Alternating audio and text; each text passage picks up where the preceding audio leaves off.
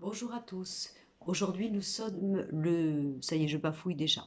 Nous sommes le 7 décembre 2021. Vous voyez, je commence à être branchée, donc j'ai un peu perdu les choses basiques, on va dire, au niveau du calendrier. Donc, je vous fais un petit tirage aujourd'hui reçu par les guides concernant la naissance et l'importance de la mère dans notre construction de vie. Cette vidéo, bien sûr, se propose aussi bien aux hommes qu'aux femmes, et bien entendu de la répercussion que cela peut avoir dans notre vie personnelle ensuite. Mais peut-être sensibiliser un tout petit peu plus cette vidéo pour les messieurs, puisque la première femme de leur vie, c'est leur maman, et bien entendu, en fonction de l'éducation qu'ils ont reçue, de la perception qu'ils ont eue de la première femme, de leur vie, ils vont avoir plus tard dans leur vie sentimentale ou voire dans leur propre sensibilité, ce fameux masculin-féminin, ce féminin dans le masculin, ce féminin dans leur virilité, qui peut être un petit peu en controverse et en dualité. Alors, je n'ai pas choisi. Comme d'habitude, je me branche avec les guides. Je ressens que c'est le bon moment pour moi de faire cette vidéo dans le sens où je pense être bien branchée pour un sujet pris au hasard. Et ce matin est arrivé, toujours avec mon jeu, le symbolon, cette proposition de sujet que j'aimerais partager avec vous. Alors, je vais vous montrer mes cartes comme d'habitude, puisque je fais toujours mes vidéos d'une manière très, très rustique. Je l'ai fait avec mon cœur, ça c'est sûr, mais je n'ai pas vraiment la préparation comme beaucoup de mes confrères ou consoeurs. Et d'ailleurs, bravo à toutes ces personnes qui peuvent vous montrer en même temps leur visage, les cartes, et donc vous parler en même temps. Je tiens à vous préciser que tout ce que je le fais en direct, d'une manière instantanée, pardon, et j'essaie de ne pas trop et je commence de ne pas trop bafouiller et de pouvoir être la plus limpide et la plus explicite possible, sans préparation, encore une fois. Alors nous avons cette première carte qui est donc le guerrier qui représente le combat, bien sûr. Ensuite, à côté de cette carte que j'ai sorti cette carte-là, qui représente. Alors le jeu, le symbolon est un jeu très, très caricaturé, hein, donc il faut le prendre au deuxième degré. Donc ça représente la mère qui jette son enfant aux enfers. C'est vrai qu'elle est très dure à voir comme ça, mais bien entendu, elle demande à être expliquée dans la profondeur de ce qu'elle veut proposer et du symbolisme. Ensuite, à côté de cette carte-là, pourquoi je dis au monsieur, parce que j'ai le roi malade. Donc c'est un roi qui a la grippe et qui, pour se punir, a enlevé sa couronne et sa cape parce qu'il pense ne pas la mériter, vu qu'il est en état de faiblesse concernant son rôle d'être au top, de pouvoir gérer son pays, son peuple, en étant fort. Nous avons aussi cette carte-là qui est donc la carte du silence, de la révélation des choses, ou peut-être qu'il voudrait dire que toute vérité n'est pas bonne à dire, qu'il faut parfois mieux se taire. En fonction de la première carte que je vous ai sortie, je l'ai perdue, ça y est. Elle est où mon guerrier, pardon, voilà, le guerrier. J'ai mis sur ce guerrier la carte de la Vierge Marie. Le guerrier, la carte de la Vierge Marie. Ensuite, sur la carte de la maman, j'ai sorti la carte qui représente le monde de la voyance, la clairvoyance, la réception, l'instinct, tout ce que l'on peut recevoir d'une manière irrationnelle. Sur la carte du roi malade, que je vous ai sorti, j'ai sorti, oui, c'est ça, la carte de l'incompatibilité. Vous voyez, c'est un couple qui s'aime mais qui se font la tête parce que chacun regarde dans des directions opposées. L'homme regarde vers le soleil et la femme regarde vers la lune. Bien entendu, pourquoi? Parce qu'ils sont faits différemment et en fonction d'une impression de penser qu'ils peuvent être en accord, ils ont l'impression de croire qu'il faut qu'ils regardent dans la même direction pour pouvoir s'entendre, se comprendre et s'aimer. Ce qui est complètement faux, on voit bien, puisque chacun est constitué d'une manière différente. La femme issue de la lune et l'homme issu du soleil. Et ensuite, dans la carte du silence, enfin, ce que j'appelle le silence, ou prélude de révélation, hein, ou qu'est-ce que je... En gros, vous allez comprendre. Moi, je dirais, comment je vais faire pour prendre mon rôle et là je parle encore aux messieurs, mon rôle d'homme dans ma vie sentimentale vis-à-vis de la femme. Parce que j'ai la cage dorée. La cage dorée représente une carte qui veut dire je crois avoir l'impression d'être dans un confort, dans quelque chose qui me convient, dans une sécurité, mais je suis enfermée. Je suis achetée par quelque chose d'illusoire qui fait que je peux être en peur ou en dualité de quitter cette fameuse cage que je crois être dorée, que je crois être pour moi, mais qui en fin de compte m'emprisonne. Alors pourquoi je reçois le message des guides concernant la première femme de notre vie, que nous soyons une femme ou un homme, la première femme de notre vie, c'est nos mères, bien sûr. Et nos mères, quand nous sommes petits, nous sommes bébés, nous sommes petits enfants, représentent notre Graal en général, hein, à moins qu'elle soit horrible et que ça soit une enfance traumatique, où malheureusement on a vite compris à qui on a affaire et le rêve est vite descendu, puisque là c'est surtout une question de se protéger et d'éviter de prendre des coups, dans l'extrême bien entendu. Donc ce message aujourd'hui est en représentation de la première femme que nous recevons, donc la mère, la représentation de la femme, notamment pour le petit garçon, pour le futur petit homme. Comment va-t-il voir la femme plus tard en fonction de la mère qu'il a eue? Il est bien entendu pas proposé dans cette vidéo de croire que l'homme, au cours de sa vie sentimentale et dans ses relations avec la femme, va rechercher la mère dans le sens incestueux, attention, hein, qu'on soit bien d'accord, hein. Mais dans cette première impression qu'il aurait eue, tout petit garçon, de la première femme qui soi-disant devait l'aimer, ou qu'il a aimé, parfois un peu trop, parfois d'une manière trop possessive et trop envahissante, comment il va plus tard, lui, trouver un équilibre dans la vie sentimentale. Pour en revenir aux femmes, vous pouvez avoir, vous mesdames, un problématique avec votre mari, votre conjoint, dans cette notion que je suis en train de vous expliquer là, par rapport lui-même à son identité, sa manière de rechercher chez vous la mère qu'il n'a pas eue ou qu'il refuse d'une manière inconsciente, et vous voir de différents rôles, de différentes façons.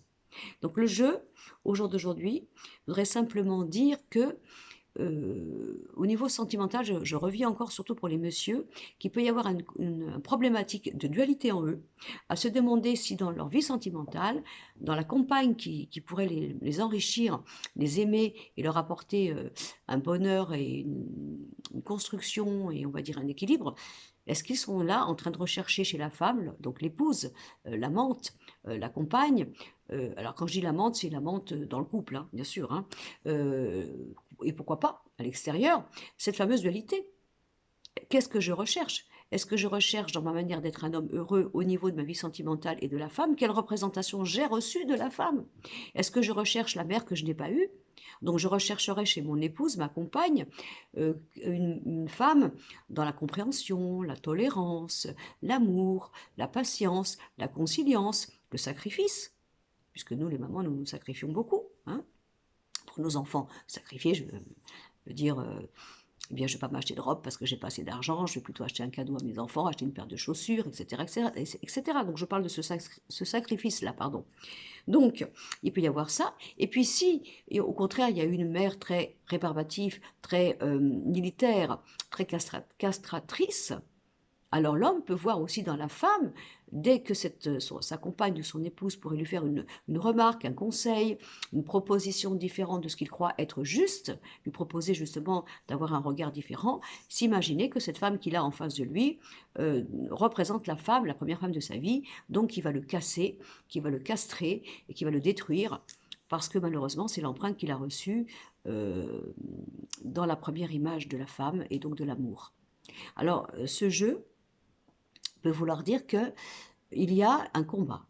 Alors, vous, messieurs, vous pouvez avoir un combat dans votre recherche du féminin, dans votre recherche d'harmonie sentimentale, ce qui peut aussi expliquer pour certaines personnes, et ça existe depuis la nuit des temps, il n'y a pas de jugement, on peut avoir une femme et puis une maîtresse. Pourquoi? Parce que dans ces deux femmes différentes, il y a deux femmes opposées. Et on pourrait avoir l'impression de trouver une forme parfois de plus et de moins, en ayant ces deux recherches du féminin dans deux femmes différentes, mais bien entendu, on est quand même en dualité. Si c'est pour vous, mesdames, vous pouvez actuellement vivre une vie sentimentale avec un homme, votre mari, votre conjoint, votre chéri, etc., qui va avoir des comportements différents en fonction de sa propre enfance, de sa propre manière d'avoir conçu la femme, d'avoir eu confiance, d'avoir été aimé ou d'avoir été trahi. Et donc, il peut y avoir des problématiques de rôle dans le couple à cause de ça. Alors, moi, ce que j'aimerais aussi rajouter, ça c'est mon... comment on va dire? C'est ce que je pense, enfin c'est ma théorie, hein, que la femme est puissante. Pourquoi? Parce qu'elle porte l'enfant, elle porte le petit homme, et elle le met au monde, et pendant au moins les 3, 5 premières années, c'est elle qui l'éduque, et qui lui montre sa vision de la vie, sa vision de l'éducation, sa vision de la morale, parfois. Et ce petit garçon, cette petite fille, est très empreint de cette idole, en principe, de cette image, de cette personne qui se dit l'aimer et qui l'aime, bien entendu, et qui représente la vérité, le savoir et l'expérience. Alors, on peut avoir été marqué dans notre enfance par rapport à tout ça, je dis bien petite fille ou petit garçon, et donc avoir ensuite un combat dans notre vie, parce qu'on va avoir soit une trop grande dévotion au niveau, alors là je parle pour les messieurs, au niveau de la femme, parce qu'on imagine que la femme représente la première femme de sa vie, donc la maman. Il suffit qu'on ait une maman très aimante, très cocooning, très protectrice et sécurisante. On va, dans ces cas-là, plus tard rechercher chez la compagne la même chose, parce qu'on aura eu l'impression que c'est ça l'image, la première image qu'on a eue de la femme, la douceur. Hein, le fait d'être protégé, d'être aimé, et puis bien entendu de se conduire en éternel petit garçon, puisque la mère pardonne, bien entendu. Hein, on est bien d'accord. Et puis la deuxième, c'est que si on a été marqué dans notre enfance par une mère qui nous a cassés, qui nous a détruits, eh bien nous pouvons, dans notre vie sentimentale, je reviens encore aux messieurs, avoir l'impression que la femme est dangereuse, qu'il faut s'en méfier. Qu'elle n'est pas si aimante que ça, que derrière son amour, derrière ce qu'elle donne, il y a un pouvoir, il y a quelque chose de destructeur et de possessif à son avantage et qui pourrait bien entendu nous nuire. Voilà, donc ce message s'adresse, si vous voulez, pour certaines personnes qui tomberont sur ma vidéo, hommes ou femmes, qui pourraient les intéresser, les interpeller, par rapport à ce que vous devez comprendre sur le moment. Puisque là, j'ai fait une vidéo intemporelle. Donc intemporelle veut dire, je tombe sur une vidéo par le plus grand des hasards, voilà, qui devrait me faire tilt. Quelque chose que je devrais entendre, comprendre de la part de là-haut, de la part du clin d'œil de la vie, par rapport à ce que je vis actuellement. Pourquoi actuellement dans ma relation, dans mon couple, ça ne va pas? Qu'est-ce qui capote? Qu'est-ce qui fait que je ne retrouve pas un équilibre? Pourquoi je vis des répétitions? Pourquoi avec les hommes, par exemple, pour vous mesdames, je rencontre toujours un homme qui va soit avoir un regard chez moi de rechercher la mère, alors que je n'ai pas envie d'être la mère, hein, on est adulte, hein, ou pourquoi va-t-il avoir un regard de méfiance, voire de suspicion, voire de mots caustiques, etc., de revanche, voilà, de revanche, parce qu'en fin de compte, il me confond. Il me confond, et c'est un homme qui a été marqué dans son enfance par une mère qui l'a abîmé, et il a gardé dans son inconscient un regard sur les femmes de dangerosité, et donc d'ennemis, et donc de femmes à abattre, on va dire ça comme ça, si mes mots sont un peu caricaturés, mais bon. Et puis le contraire, évidemment, l'homme qui peut avoir l'impression que soit au niveau de la femme, il faut l'écouter comme une parole d'évangile parce qu'il a l'impression que s'il a une mère qui lui a montré le visage de la femme d'une douceur, de quelque chose d'angélique, de la vérité, de la profondeur, de la pureté, cet homme peut avoir une fragilité de croire que dans sa relation sentimentale, c'est la femme qui a raison, qui aura toujours raison et qui sera le maître à penser de ce qui est bien pour lui et donc de l'écouter un peu comme un enfant. Ou alors, s'il a été abîmé par rapport à sa mère, de se méfier de tout ce que sa compagne, son épouse, sa chérie pourrait lui apporter comme conseil, en faisant dans son inconscient une forme d'amalgame et donc de confusion, en pensant que tout ce qui viendrait d'elle alors serait à détruire, parce qu'il a gardé l'empreinte d'une femme qu'il a cassée dès sa plus tendre enfance. Voilà. Ce petite vidéo intemporelle qui j'espère va vous permettre de comprendre certaines choses, qui tombera au bon moment pour vous. J'ai laissé de côté un peu Madame Irma, hein, un petit peu de sérieux, parce que Madame Irma, elle est bien gentille, mais parfois, elle utilise mon téléphone et puis elle se permet comme ça de mettre sur ma chaîne YouTube ses petits délires, mais qui, je sais, par écho, font bien rire certaines personnes. Mais cela n'enlève rien à la voyante que je suis, qui est sérieuse dans son travail et bien entendu qui ne demande qu'à vous éclairer, vous aider à être performante et surtout toucher juste au bon moment. Voilà. En ces périodes de Noël, de fêtes de fin d'année, je vous souhaite de garder le courage, la joie de vivre, l'espoir. La roue tourne de toute façon. Comme j'ai dit dans plusieurs de mes vidéos, nous avons connu tellement de périples, de guerres, de séismes tout au cours de la vie que nous allons bien sûr dépasser oh, j'y arrive plus, hein, ça y est, c'est parti, ce que nous subissons tous mondialement actuellement par rapport au virus. Et ben voilà, hein, comme on dit, il ne peut pas pleuvoir tous les jours, et les jours heureux arrivent. Voilà. Alors si jamais vous pensez que certaines de mes vidéos, notamment celles-ci, peuvent aider des personnes autour de vous, ben, n'hésitez pas à partager, bien entendu. Je suis très touchée par vos commentaires, ça me touche beaucoup, mais ce qui me touche le plus, c'est de pouvoir vous apporter, comme ça, peut-être ce qui vous manque, l'explication qui vous manque, le petit mot en plus, cette chaleur, de comprendre que tout s'explique et tout peut se guérir, tout peut se trouver une solution et qu'il suffit simplement de le vouloir. Je vous souhaite une bonne journée et puis à bientôt et merci encore de regarder mes vidéos. Au revoir.